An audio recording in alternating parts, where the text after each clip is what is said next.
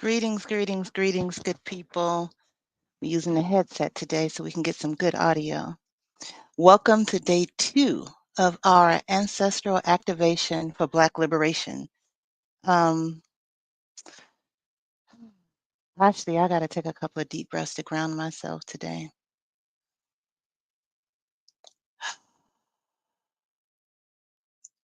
Please feel free to join me.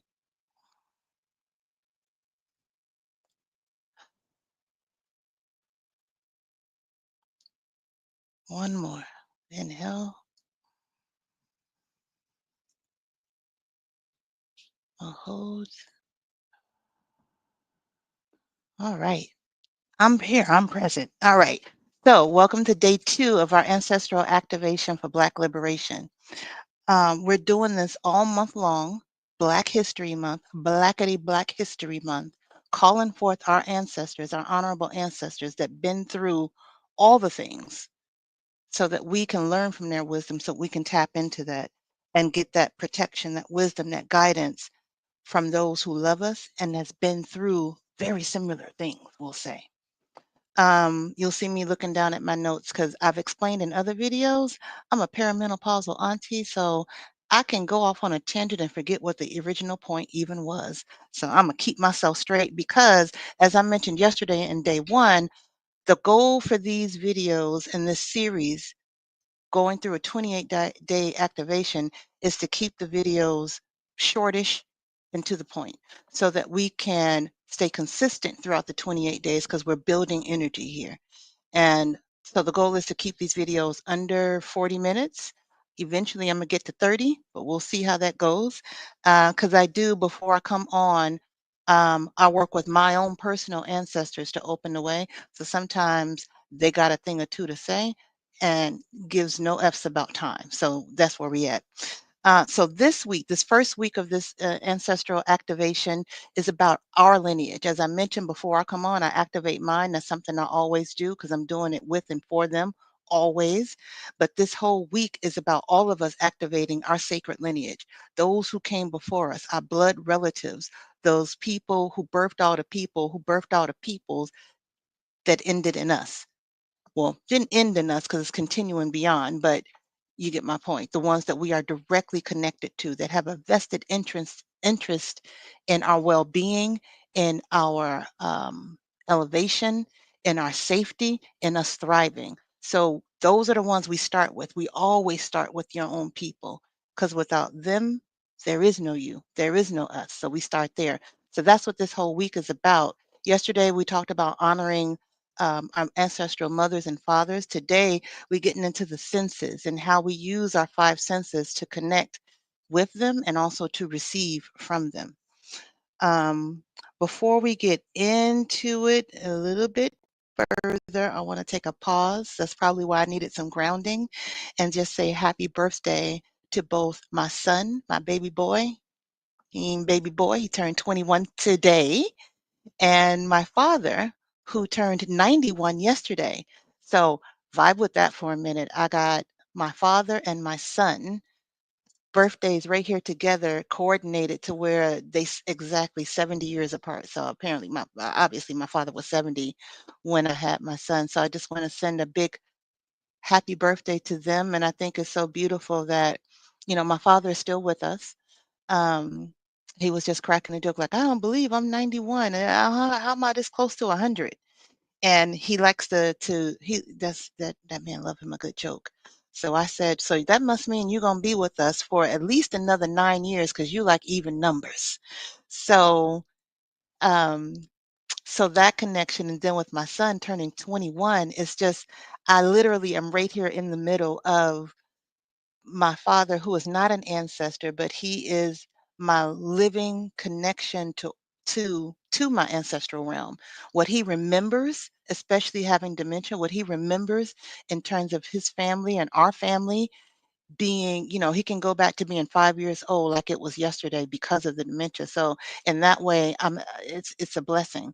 And so to be in between those two as we go into this activation, as we go into this very potent time, Black History Month, Embolic, um, Heart Health Month. I talked about these things yesterday.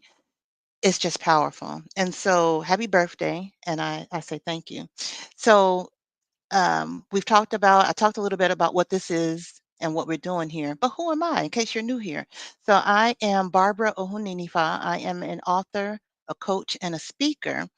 And I always say I'm someone that just been through a lot of things, and I share the things that I've been through so other Black women don't have to go through all the same things, so that we can help each other learn and grow, so that as a collective, we continue to move forward, we continue to strengthen, and we continue to heal because we've been through some things this last month, this last couple of years, this lifetime, for centuries.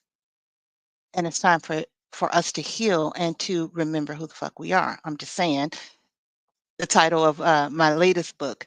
But this video and this series is not about that book. It's not about any of the other things other than our ancestors and activating them so that we have that protection, we have that guidance to navigate these times that we are in, because they are no joke.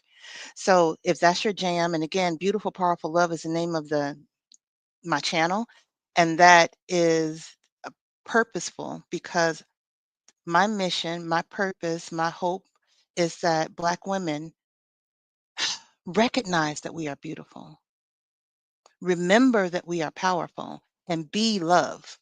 We don't have to go searching for it. We don't have to attract it. I mean, although, attraction is going to happen, but knowing and that you are love, you are the essence of love.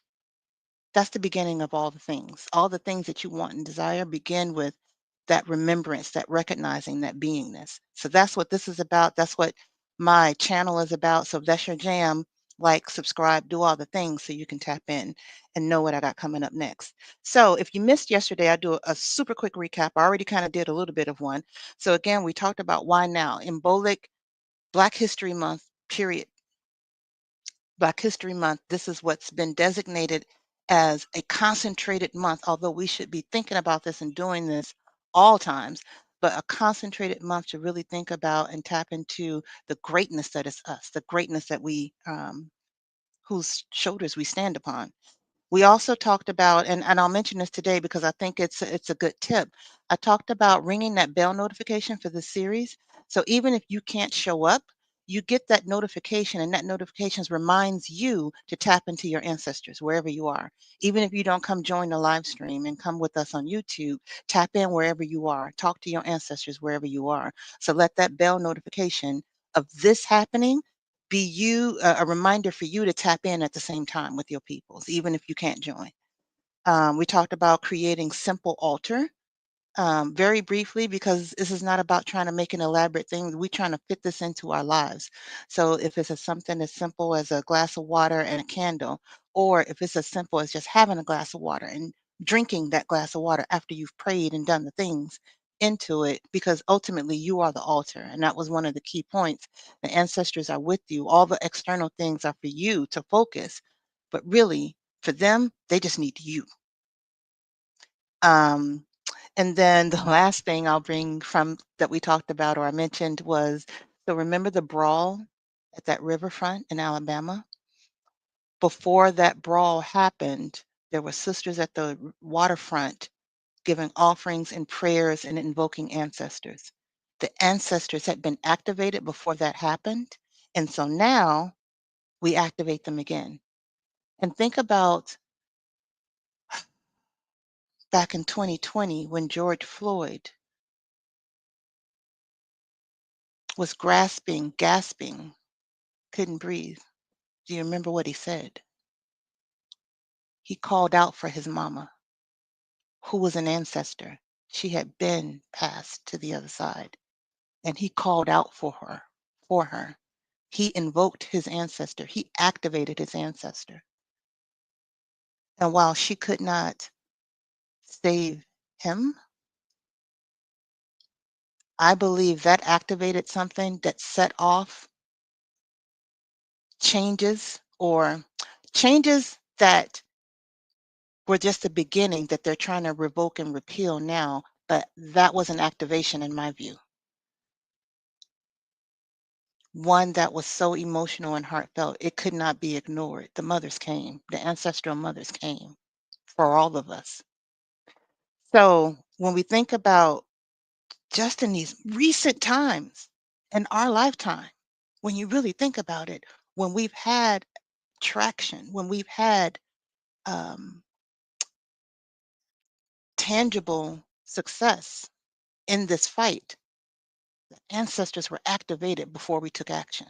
The ancestors were with us as we took action and guided that action. So just imagine if we did it with intention. Just imagine if we did it consistently and collectively, because that's what it's going to take to deal with what's ahead of us. That's what it's going to take to know what moves to make, to know when to go, when to pause, when to rest, when to go, when to kiki, and when to try again and start again. And so that's what these are about. Now, I suggest you go back if you can to go look at that first video. It's up on YouTube because it'll give you some grounding and a good starting place. But if you're just tapping in and jumping in with us today, that's cool too. There is nothing super structured and what's required and dogmatic about any of this because at the end of the day, especially this week, it's about tapping into your people. And if you have a way that you do that already, all we're saying is do it and do it every day. Even if it's just 5, 10 minutes, do it every day. So today we're talking about deepening that connection through our senses. We have 5 of them, physical senses. We know we got more, but we just gonna focus on the 5 that we have the privilege and the honor and the beauty of having access to because we in these bodies. So it's about opening that connection. Now, our ancestors left their mark. We know sometimes you can, there's a certain smell, maybe your, I keep saying Big Mama. I ain't never called none of my grandmamas. Well, I only really knew one of them because the one was passed, but I ain't never called them Big Mama. But we know collectively, we know what that means. So I use that term as a collective term. But maybe there was a certain smell she always had. Like I know my grandmother, one of the smells that it always reminds me is it was this old deodorant. It was called Mitchum or sometimes Mum. You remember when deodorant was in like a jar and you had to put your hand in it and then rub it on your underarm? She always had those, and they had a particular smell that was really, I mean, it wasn't a bad smell, but it was, we didn't use that back in Chicago, but in Mississippi, that's what she was using. So that's what I remembered. But when I think about smells specifically, especially with this particular grandmother, bacon comes to mind. Because whenever we visited her in the summers or whenever usually it was summer, she was up. Who I don't even know what time she got up or how I didn't hear her up. But by the time I woke up, there was bacon and sausage, some eggs, and some grits already cooked sitting on the stove. So I woke up to the smell of bacon. And so even now, when I am giving food to my ancestors, I keep a lot of times I keep bacon.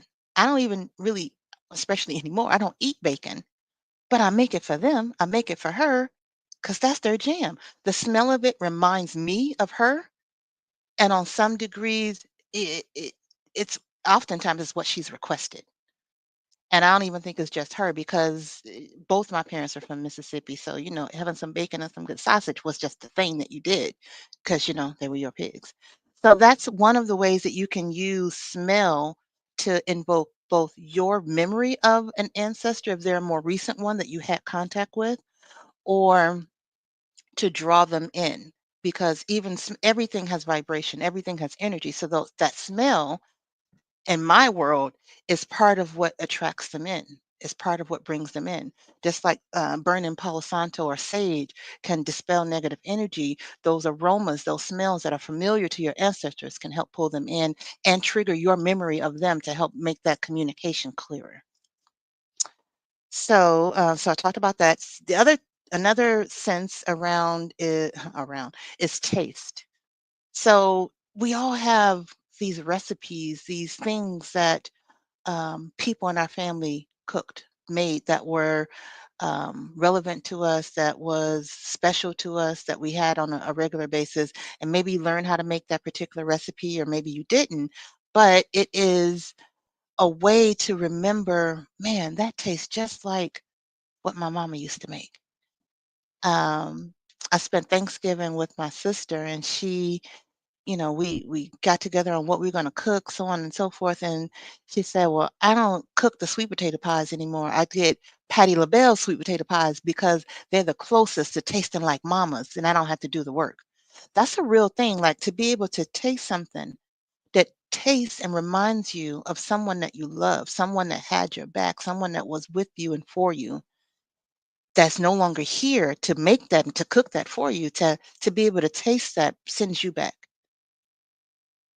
Now, okay, obviously ancestors don't have bodies, so they can't taste, but know and believe if you are tasting and you have that happening for you, your memory alone will help pull them in. And sometimes, and I even heard of this as well, when they're nearby, when their presence is there, their energy is here, you can taste something in your mouth that reminds you of them, even though you haven't had that thing at all. Like one of my spiritual sisters talked about, how much her mama loved pickles.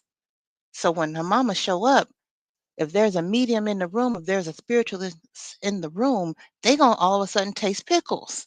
And that's how you know she's there. So don't discount the power of taste, both for them indicating to you that they're there in a very personal way. Nobody would know except for you, because you know that that was something that that person loved. Another thing to look at is sight, what you see. Now, your ancestor altar, as I talked about, is something that's really for you to look at that, to see, to sit at it, to and to gather and connect with your ancestors. So the things that you see, it can get more elaborate. You can have a picture of ancestors. Make sure it's only those in the picture that are actually passed away, that are actually on the other side. You can have things that were some of their favorite things if they actually owned them, even better, or it can be a representation of something that they own. These visual elements so that your eyes can see something that reminds you of them and brings them forward. Um, and things that were their favorite things. The other some one of the things um, that does it for me is like my mother was, honey, she was dripped in gold. So when I see gold things, and quite frankly, the butterfly that is the logo for Beautiful, Powerful Love. In our living room when I was growing up, the wall was covered with this gold wallpaper with butterflies on it. And then she had these gold birds. I mean, listen, I grew up in the 70s and 80s, so don't diss the house, but but those are the things I grew up seeing. And then she always had gold jewelry on. If she was good and going, her and my dad were going out somewhere, she was dripped even more. So when I see gold, when I just see that color gold, when I see gold butterflies, everything, again, my logo, all the things, it's almost me paying, no, it's not almost, it is me paying homage to my mother. And so this certain style, this way of dressing, this way of being, my daughter and my niece who spent a lot of time with my mother, they love them some leopard. Anytime they see leopard print, it reminds them of their grandmother because that's the kind of rocking she did. So again, what you see, the style that you see can invoke and bring them closer and also remind you of them. The other thing is touch. Huh. So I was, it's multiple ways we can look at this, but one of the things a spiritual elder said to me, I don't know what this means, but I'm getting a message to tell you, Silky, get back to Silky. And I immediately knew what that meant, as strange as it sounded. Because again, going back to that diva that was my mama or is my mama on the other side, she loved her some silky material, like pure silk, the softness of that silk, the purity of that silk. She loved the way good clothing and fabric felt on her skin. She would say, if you're feeling down, put on some silky lingerie and spray some perfume on and feel good. And it wasn't even about somebody else or a man being in the picture. It was about you feeling good, and so this idea of touch and return to Silky is very prominent. So that's one of the things when I want to honor her, I put on something that feels good on my skin. So think about what does that mean for you? What are some of the touch things, the touch sensations that remind you of someone that you loved and that loved you that's no longer with us? How can you incorporate that into what you do and how you honor them? And then finally, sound. Listen, already one of the things when you are invoking your ancestors is to call their names.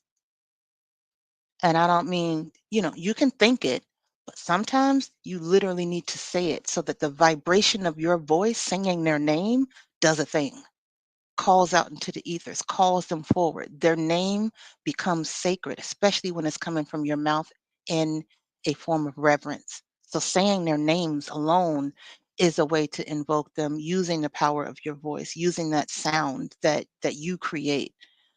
That's why we sing these songs. That's why we sing, whether it's gospel songs or Orisha songs or different songs in African spiritual traditions.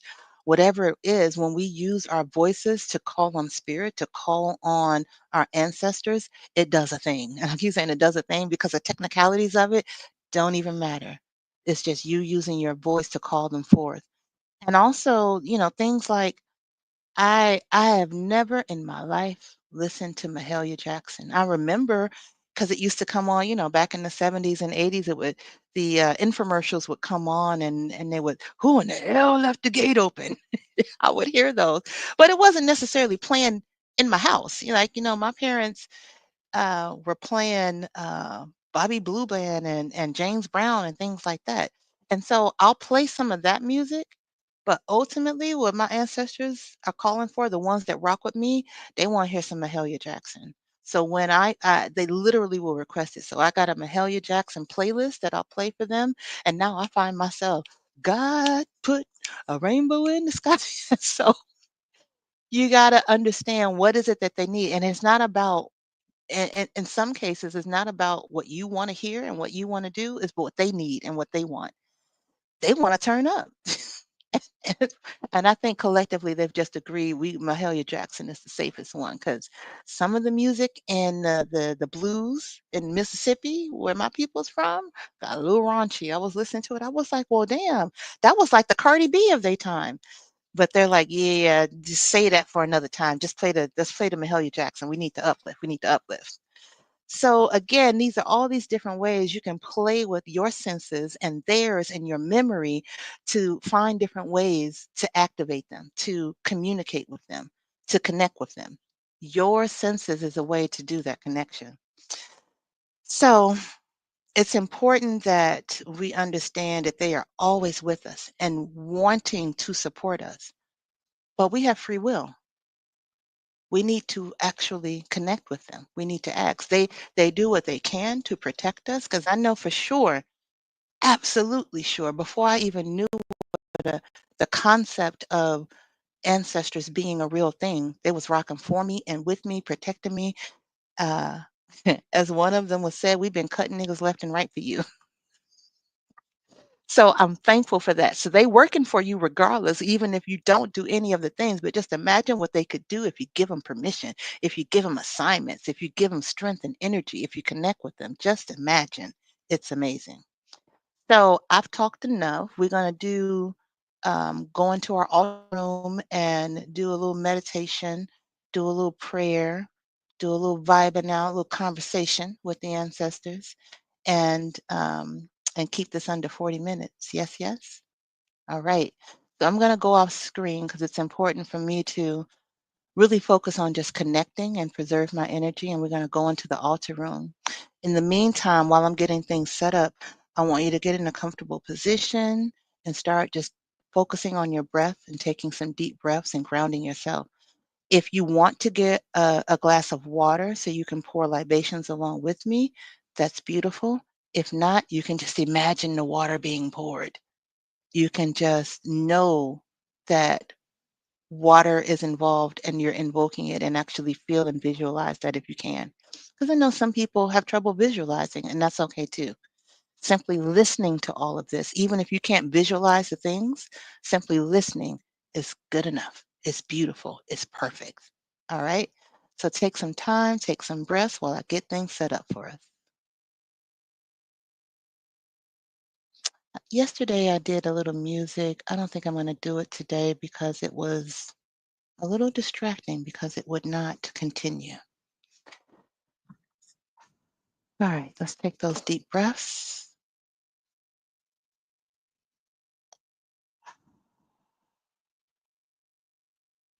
in through your nose and out through your mouth.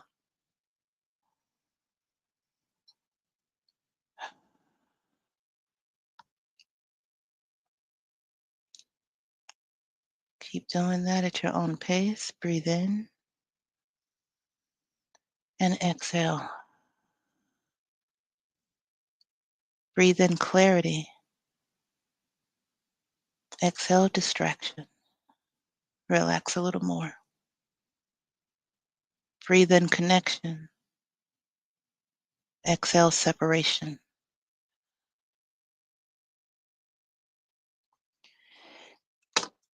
If you are going to pour a libation, you can feel free to get that now.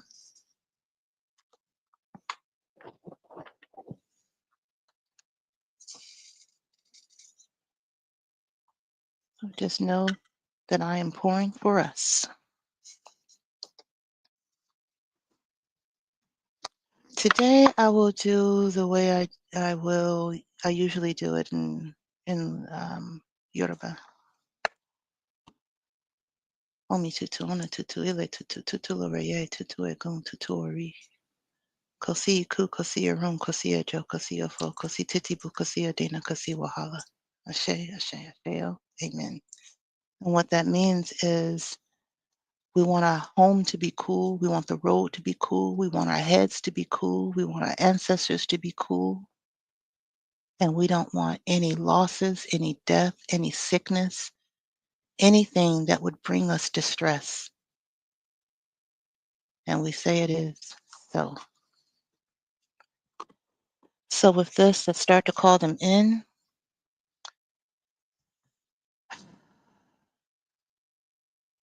I call forth my honorable maternal ancestors, those who have come before me, those who have come before you. Call their names individually. And I start with my maternal ancestors because I am a woman.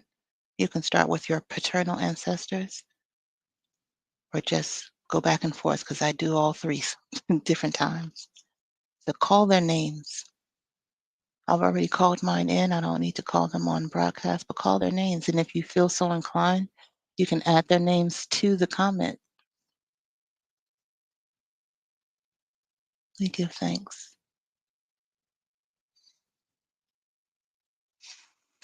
Call them in.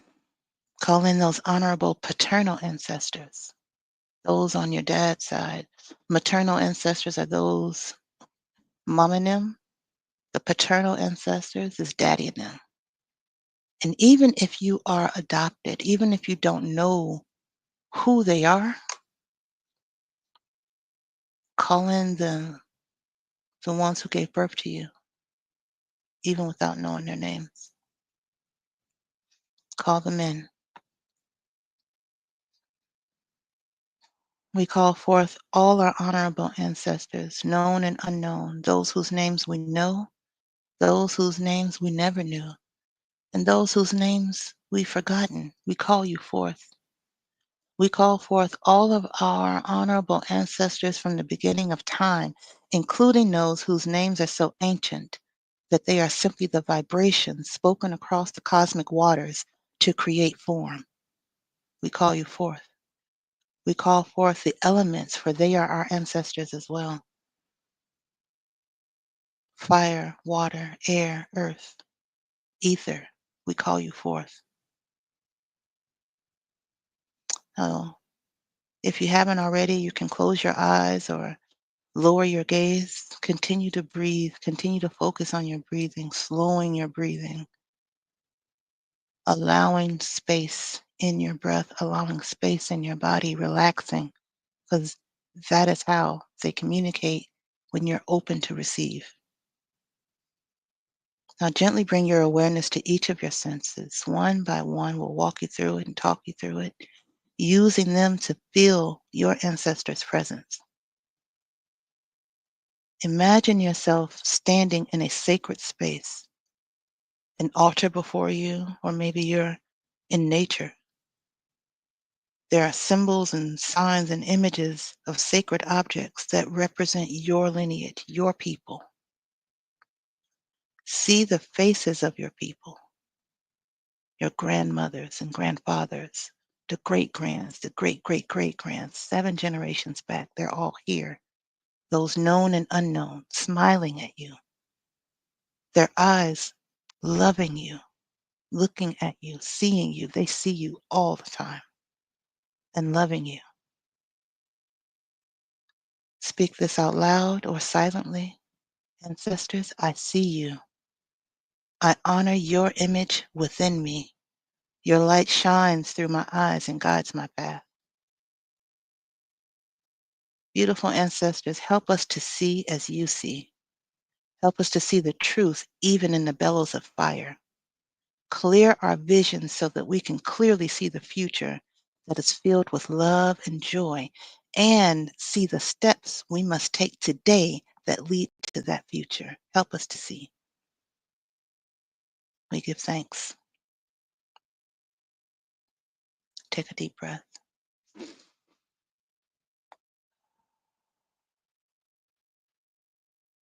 Now, listen. Somewhere in the distance, maybe you hear the whispers or the voices of your ancestors. Maybe it's a song, maybe it's a hymn, or a Negro spiritual. Maybe it's one of those Mahalia Jackson songs. Maybe it's the special name that they called you when they were on this earth. Maybe it's just the rhythm of a drum. Allow yourself to hear that and say silently or aloud, Ancestors, I hear you. I'll welcome your voice into my life. Let your wisdom speak to me and through me. You whose DNA runs through my blood, speak to me. Allow me to hear your guidance clearly. Help me to hear the truth even as lies are being told. We give thanks. Take a deep breath.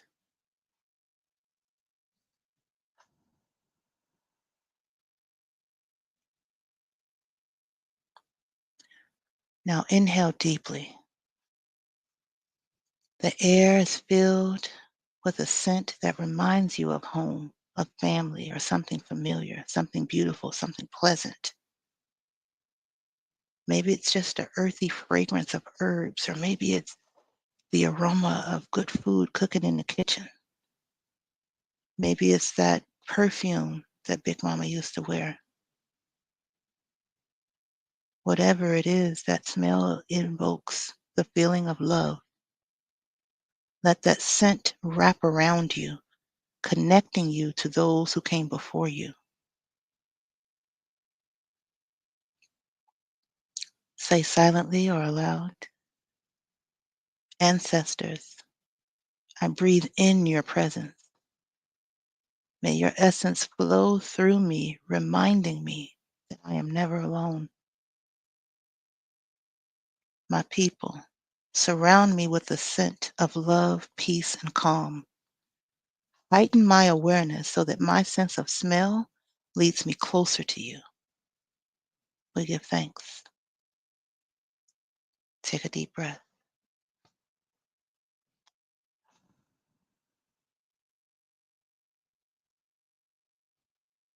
Bring your awareness to your hands. Continue to breathe through this. Feel your hands resting in your lap. Rub them together. Make contact with your fingertips. These hands, these fingers, are an extension of those who came before you. Their labor, their creativity, their love, their resilience live through you. Think about the soft fluffiness of cotton as you rub your fingertips together. Think about the thorny prickles that the cotton surrounds as it grows. Imagine the juxtaposition of the soft cotton and the prickly thorns that it grows upon. Feel the sensations, the textures, knowing they carry the energy of our ancestors. Take a deep breath.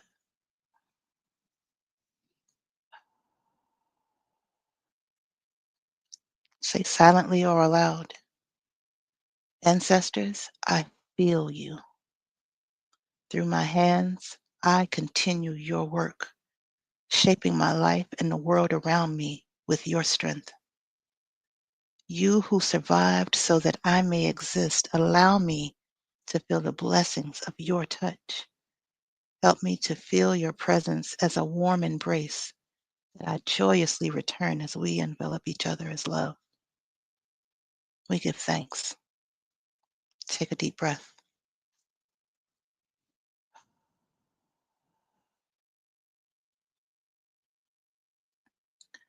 Now imagine the taste of something that connects you to your ancestors. A dish from your heritage, from your peoples, from the region in the South, likely, that your people are from.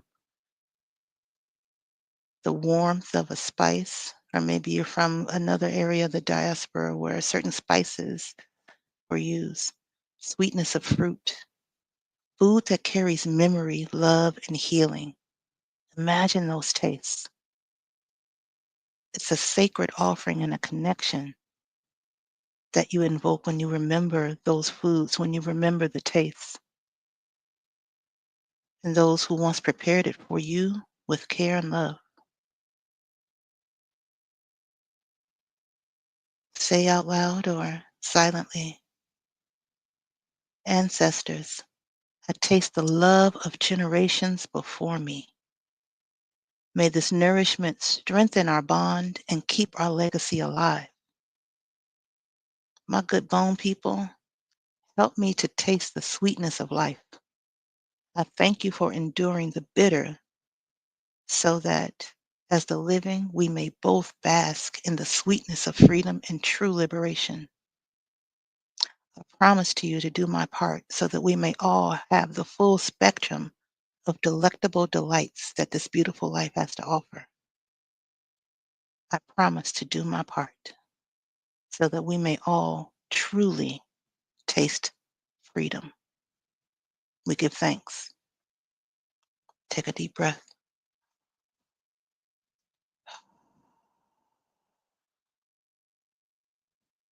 Continue to breathe for a few moments. I'll just let you do that and let all of that sink in. Let all the five senses marinate and just breathe. If tension comes up, let it relax with the exhale.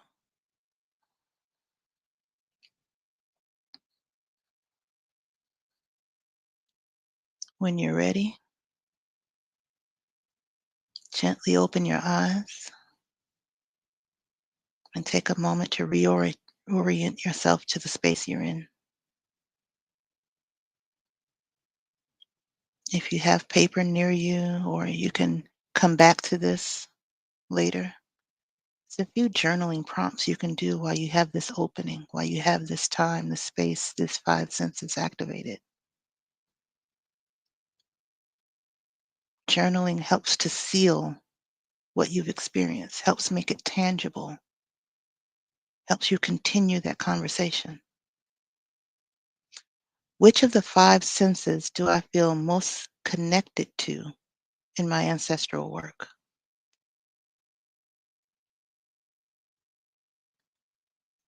Number two, are there specific sights, sounds, or smells that immediately bring my ancestors to mind? Take note of those. Let those be your go-tos initially until you continue to expand. What traditional foods or rituals around eating and community building did my ancestors use? We all have our own recipes and ways that people in our family made the foods. What are those foods? Do you have the recipe? Is there anybody you can get the recipe from?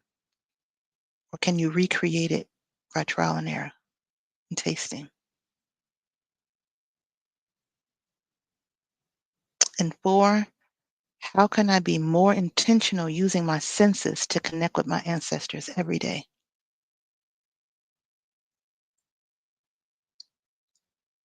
Once you do this journaling, answer these questions for yourself, you start to have a blueprint, a very unique, specific to you blueprint on connecting with your ancestors, and one that you can integrate into your life without it being a big heavy lift of something you got to carve out time to do, separate from the rest of your life. That's the goal. That's the intention, to always be in connection. So, with that, I hope this was helpful for you. I hope your ancestors are pleased. I hope um, that you're able to take this grounding and this connection throughout the rest of your day. And I hope to see you here with us tomorrow. And if not, still connect with your ancestors. Still connect with them so that you can stay connected. I'm getting distracted myself.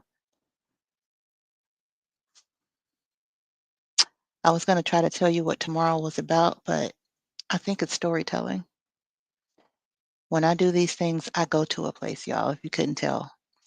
So we are over 40 minutes, but it is what it is. They had things to say. But I want to thank you for being here. I want to thank you for doing this work with and for your ancestors. And I want to send you lots of love and light to both you and your honorable ancestors. And as I always say, until next time, take good care of you. Peace.